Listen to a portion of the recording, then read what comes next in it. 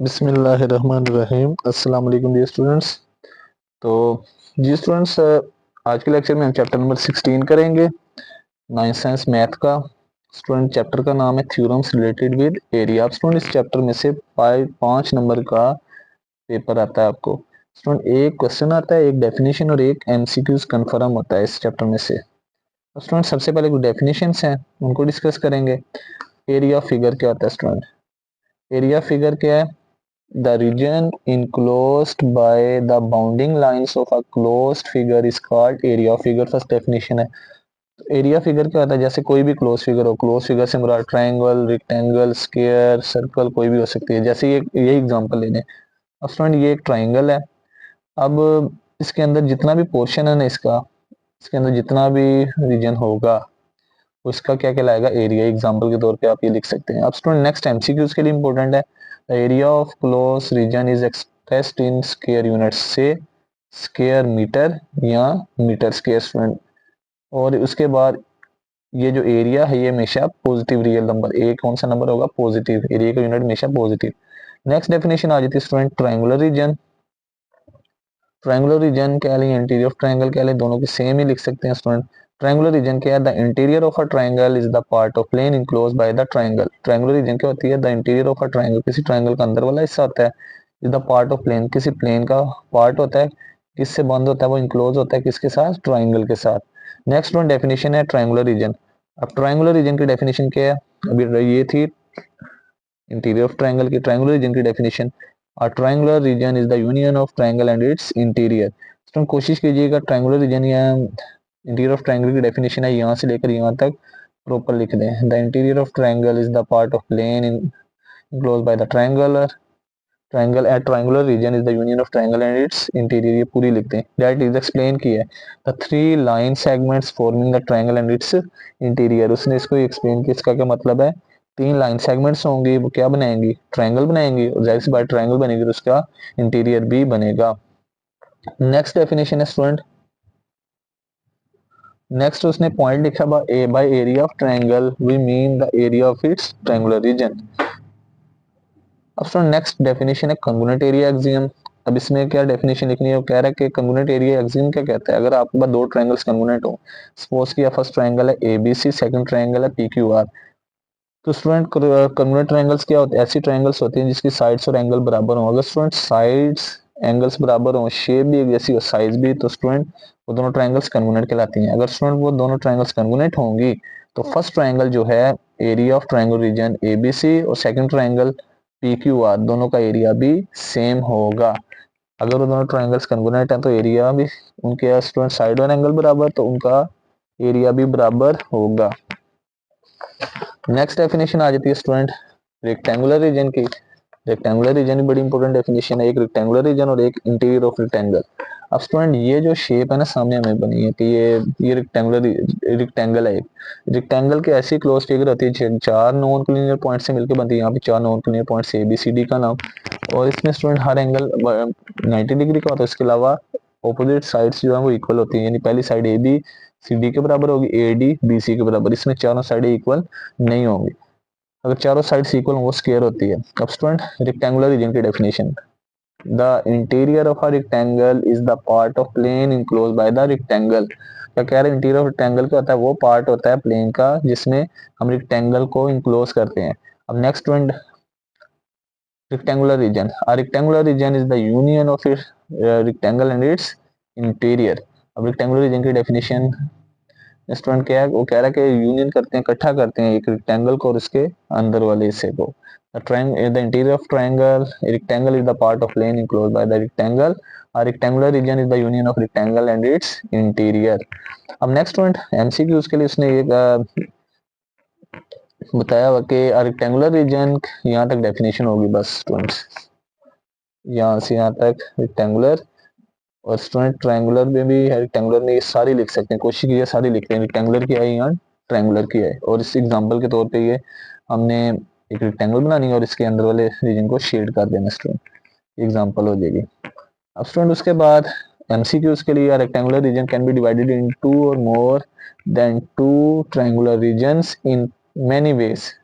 Recall that if the length and width of a rectangle are A, length है A और अगर मिसाल के तौर पर इसकी विड्थ है बी यूनिट्स, तो वो कह रहा है एरिया ऑफ रेक्टेंगल क्या होगा, लेंथ मल्टीप्लाई विड्थ, तो लेंथ ए है तो width B, A multiply B square units. अब वो कह रहा है अगर if A is the side of square, अगर ए किसी स्क्वायर की साइड है तो इसका एरिया क्या होगा, ए का स्क्वायर। तो स्टूडेंट स्क्वायर का ए का स्क्वायर इसलिए है क्योंकि स्क्वायर की ऑल साइड्स इक्वल होती हैं, अगर हम ए को ए से मल्टीप्लाई करेंगे तो ए स्क्वायर ही आएगा। अब नेक्स्ट दो डेफिनेशन और है। ये डेफिनेशन है स्टूडेंट अल्टीट्यूड और हाइट ऑफ पैरेललोग्राम की। अब स्टूडेंट अल्टीट्यूड और हाइट ऑफ पैरेललोग्राम या ट्रायंगल, इफ अब इसकी डेफिनेशन के one side of a parallelogram is taken as base, the perpendicular distance between that side and the side parallel to it, उसके जो parallel होगी साइड इज कॉल्ड अल्टीट्यूड और height of triangle parallelogram. अब student उसके बाद next definition altitude और height of triangle, इसकी definition की one side of a triangle is taken as base, the perpendicular to that side from the opposite vertex is called altitude or height of triangle।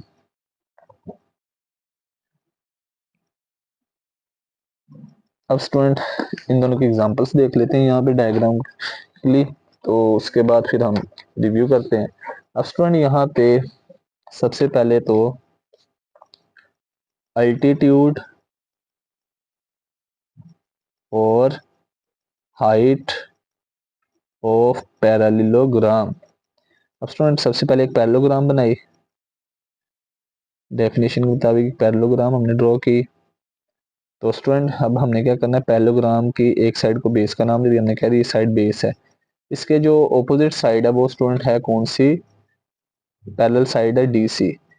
इस side से उस base से opposite side के दरमियान जो perpendicular distance cover होगा student, इसको क्या कहेंगे, अल्टीट्यूड और हाइट ऑफ ट्रायंगल। यानी ए बी बेस थी, हमने सी डी एक पैरेलल साइड थी, उससे ऑपोजिट जो परपेंडिकुलर डिस्टेंस कवर हुआ तो इसको क्या कहते हैं, अल्टीट्यूड और हाइट ऑफ पैरेललोग्राम। नेक्स्ट आ जाती है स्टूडेंट अल्टीट्यूड और height of triangle. Student altitude और हाइट ऑफ ट्राइएंगल क्या होगी, ट्राइएंगल की एक साइड को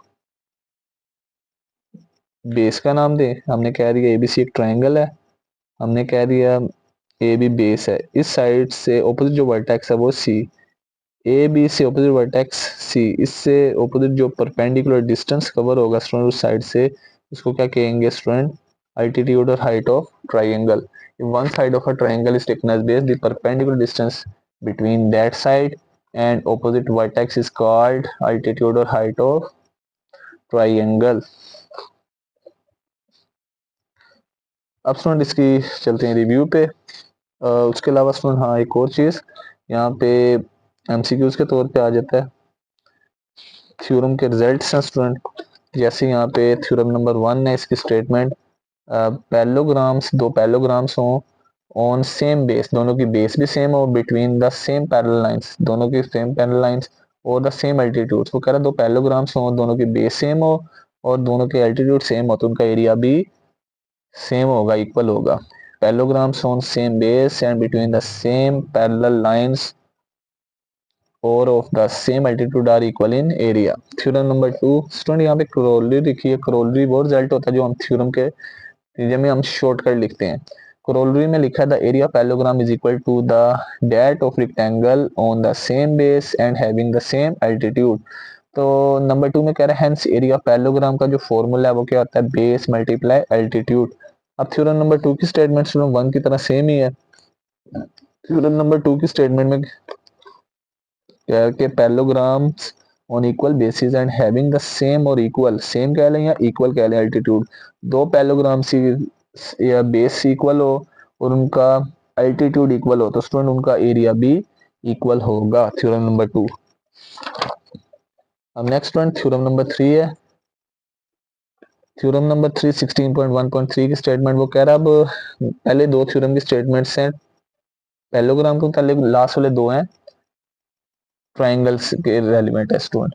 अब थ्योरम नंबर 3 में कह रहा है कि ट्राइंगल्स, दो triangles on the same base, जिनकी बेस सेम हो end of the same altitude और उनका अल्टीट्यूड सेम हो आर इक्वल इन एरिया। वो कह रहे हैं triangles on the same base, दो ट्राइंगल्स की बेस सेम हो और उनका एल्टीट्यूड सेम हो तो स्टूडेंट और उनका एरिया भी सेम होगा। थ्योरम नंबर 4 की भी स्टेटमेंट है स्टूडेंट तकरीबन। ट्राइंगल्स ऑन इक्वल बेसिस, दो ट्राइंगल्स की इक्वल बेस हो और एल्टीट्यूड्स भी इक्वल हो तो स्टूडेंट उनका एरिया भी इक्वल होगा। थ्योरम की स्टेटमेंट स्टूडेंट मिलती जुलती है, सेम सेम ही है। अब नेक्स्ट है स्टूडेंट एमसीक्यूज। अब स्टूडेंट यहाँ पे ये ट्रू फॉल्स नहीं एग्जाम्स में आते, सिर्फ एमसीक्यूज आते हैं। तो स्टेटमेंट क्या दी है यहाँ पे, which of the following are true and which are false.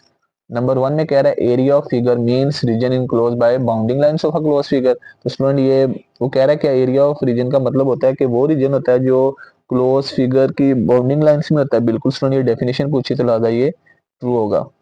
Second number पे कह रहा है कि सिमिलर फिगर्स है सेम एरिया। नो स्टूडेंट ये तो पॉसिबल नहीं है। सिमिलर फिगर्स ऐसी फिगर्स होती हैं जिनकी क्या शेप तो एक जैसी होती है लेकिन साइज डिफरेंट होता है। अब साइज डिफरेंट होने की वजह से मिसाल के तौर पे फर्स्ट वाली जो है उसकी बेस है क्या कहते हैं फिगर है, उसकी बेस है 8, सेकंड की 4 है, फर्स्ट की अल्टीट्यूड 3 है, सेकंड का 4 है, 5 है, तो ये चेंज हो जाएगा। तो सिमिलर फिगर्स का एरिया सेम नहीं होता, इसलिए फॉल्स है। आपको एमसीक्यू जाएगा सिमिलर फिगर्स है same area, different area, both A B या नन ऑफ दीज, तो स्टूडेंट इसका एरिया सेम नहीं होगा। थर्ड नंबर पे कह रहा है congruent figures have same area. बिल्कुल स्टूडेंट कॉन्ग्रुएंट ट्रायंगल्स यानी फिगर्स हैं वो ट्रायंगल्स होती है जिनकी साइड और शेप एक जैसी होती है। तो अब स्टूडेंट दोनों की शेप और साइज एक जैसा है तो दोनों का एरिया भी एक जैसा ही होगा। अब उसके बाद स्टूडेंट पार्ट नंबर 4, इसमें कह रहा है कि आ डायगोनल ऑफ पैरेललोग्राम, जो डायगोनल पैरेललोग्राम होते हैं तो वो इसको कितने कॉन्ग्रुएंट ट्रायंगल्स में डिवाइड करते हैं, 2 कॉन्ग्रुएंट ट्रायंगल्स में। चैप्टर नंबर 11 में भी किया था। A diagonal of parallelogram divides it into two congruent triangles. लेकिन स्टूडेंट यहाँ पे लिखा नॉन कॉन्ग्रुएंट ट्रायंगल्स, लिहाजा ये गलत होगा। यहाँ पे क्या सही ऑप्शन थी, 2 कॉन्ग्रुएंट ट्रायंगल्स। नेक्स्ट वन 5 वाले में कह रहा है altitude of a triangle means perpendicular from vertex to opposite side base. Yes student, altitude क्या होता है कि एक परपेंडिकुलर होता है वर्टेक्स से ऑपोजिट साइड पे और वो ऑपोजिट साइड क्या बेस होती है। नंबर 6 में कह रहा है लिहाजा ये ट्रू है। Area of parallelogram is equal to, area of parallelogram का क्या फॉर्मूला होता है, the product of base and height, यानी बेस और हाइट को मल्टीप्लाई करना क्या कहलाएगा, हाइट क्या ले या अल्टीट्यूड, एरिया ऑफ पैरेललोग्राम। अब स्टूडेंट इसके 4 क्वेश्चंस हैं, ये बहुत इंपॉर्टेंट है, इनमें से लाजमी आपको एक शॉर्ट क्वेश्चन आता है स्टूडेंट। अब ये क्वेश्चन नंबर 2 करते हैं जिनमें आपने एरिया फाइंड करना, find the area of the following. तो जी स्टूडेंट्स क्वेश्चन नंबर 2 है, बहुत इंपॉर्टेंट क्वेश्चन, इसमें से लाजमी एक शॉर्ट क्वेश्चन आता है, एक डेफिनेशन, एक शॉर्ट क्वेश्चन और स्टूडेंट एक एमसीक्यूज। अगर इस चैप्टर में से 5, अगर 14 में से स्टूडेंट 5 नंबर 2 शॉर्ट आएंगे तो इसमें से एक आएगा, अगर उसमें से एक तो इसमें से 2 लाजमी आएंगे। तो स्टूडेंट इसका सोल्यूशन करते हैं। तो स्टूडेंट अब यहाँ पे कह रहा है find the area of the following figure. अब स्टूडेंट यहाँ पे बड़ा इंपॉर्टेंट एक पॉइंट है कि आपने इन शेप्स को खुद यहाँ पे इनको याद रखने, कौन सी शेप, अगर आपने गलती से शेप का नाम गलत लिख दिया उसके एरिया फाइंड किया चाहे तो आपको कोई नंबर नहीं मिलेगा। अब स्टूडेंट जो पहली शेप है इसको देख के क्या अंदाजा हो रही है कौन सी शेप है स्टूडेंट, ये शेप जो है ये हमारे पास इस फिगर की है, ये हमारे पास स्टूडेंट रिक्टेंगल की शेप है। सबसे पहले student length of rectangle, length of rectangle means rectangle की लंबाई, इसको हम एल का नाम देते हैं। लंबाई कितनी है इसकी स्टूडेंट 3 सेंटीमीटर। फिर आ जाती है student width of rectangle, width कहते हैं चौड़ाई को, विड्थ कितनी है स्टूडेंट, लेंथ है 3, विड्थ है, इसको डब्ल्यू का नाम देते हैं 6 सेंटीमीटर। अब स्टूडेंट हमने फाइंड करना है एरिया ऑफ रेक्टेंगल। तो स्टूडेंट ये रेक्टेंगल का एरिया हम लिखेंगे लेंथ, एरिया ऑफ रेक्टेंगल का formula length of rectangle multiply width of rectangle. Length of rectangle है स्टूडेंट 3, विड्थ ऑफ रेक्टेंगल है 6, 6 3 द 18। और स्टूडेंट सबसे इंपॉर्टेंट बात, area is measured in square units, अगर लेंथ सेंटीमीटर है तो एरिया का यूनिट होगा सेंटीमीटर स्क्वायर, और ये फाइनल आंसर होगा स्टूडेंट। अब स्टूडेंट सेकंड जो फिगर है, अब इसको क्लियरली देखते नजर आ रहा है कि इसकी तमाम साइड्स इक्वल होंगी इसलिए एक साइड की वैल्यू दी है, तो ऐसी फिगर को कहते हैं स्क्वायर। सबसे पहले हेडिंग देंगे लेंथ ऑफ स्क्वायर, इसको हम एल का नाम दे देते हैं, वो है 4 सेंटीमीटर। अब स्टूडेंट एरिया ऑफ स्क्वायर का क्या फार्मूला आता है, एरिया ऑफ स्क्वायर बराबर होगा एल का स्क्वायर लिख लें या लेंथ मल्टीप्लाई लेंथ लिख लें, लेंथ है 4, सेकंड लेंथ भी 4, 4 4 द 16 सेंटीमीटर का स्क्वायर। और ये स्टूडेंट फाइनल आंसर होगा। Area of square equal to 16 centimetre का स्क्वायर, क्योंकि लेंथ यूनिट भी लाजमी लिखना है। अगर लेंथ सेंटीमीटर है तो एरिया का यूनिट सेंटीमीटर स्क्वायर, अगर लेंथ मीटर में होगी तो एरिया का यूनिट मीटर स्क्वायर। अब उसके बाद स्टूडेंट इसका पार्ट नंबर 3 और 4 है। अब थर्ड फिगर को देख अंदाजा हो रहा है ये कौन सी फिगर है। ये स्टूडेंट क्लियरली पैरेललोग्राम की फिगर है।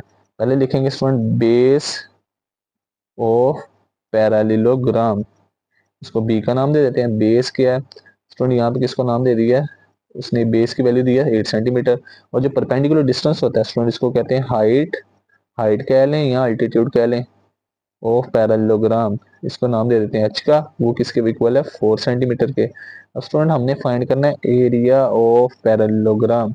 इसका फार्मूला क्या होता है स्टूडेंट, बेस मल्टीप्लाई हाइट। तो बेस की वैल्यू है स्टूडेंट 8, हाइट की वैल्यू 4, 8 4 द 32 और साथ में आ जाएगा सेंटीमीटर स्क्वायर, और ये फाइनल आंसर होगा।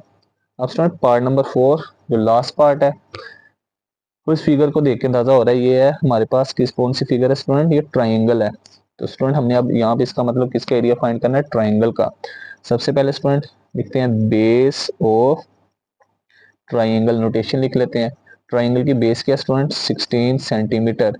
फिर लिखते हैं स्टूडेंट अल्टीट्यूड या हाइट ऑफ ट्राइंगल, अल्टीट्यूड या हाइट कह लें किसकी, ट्राइंगल की बेस को बी का नाम दे देते हैं, ट्राइंगल उसको हम एच का नाम दे देते हैं, वो कितनी है 10 सेंटीमीटर। फिर स्टूडेंट फाइंड करना है एरिया ऑफ ट्राइंगल, उसका फार्मूला क्या होता है student, base multiply height over 2। अब स्टूडेंट बेस की वैल्यू है यहाँ पे 16, हाइट की value 10 divided by 2, 2 1 the 2, 2 8 the 16। तो नेक्स्ट आ गया स्टूडेंट 8 मल्टीप्लाई 10, और 10 को 8 से मल्टीप्लाई करेंगे तो 80, और स्टूडेंट साथ में यूनिट लिखेंगे तो एरिया का यूनिट स्क्वायर मीटर्स में होता है 80 सेंटीमीटर का स्क्वायर, और ये फाइनल आंसर होगा स्टूडेंट। तो जी स्टूडेंट्स आज के लेक्चर में हमने चैप्टर नंबर 16 को कंप्लीट कर लिया, जो बहुत इजी चैप्टर है जिसके 4 से 5 सवाल है स्टूडेंट, और इसके बाद डेफिनेशंस है। तो नेक्स्ट वीडियो में स्टूडेंट इंशाल्लाह हम चैप्टर नंबर 16 17 का जो पोर्शन करने वाला शॉर्ट क्वेश्चंस वगैरह और डेफिनेशंस और एमसीक्यूज वगैरह करेंगे। तो मिलते हैं एक वीडियो के साथ, तब तक अपना ख्याल रखिएगा, दुआ में याद रखिएगा। अल्लाह हाफिज़।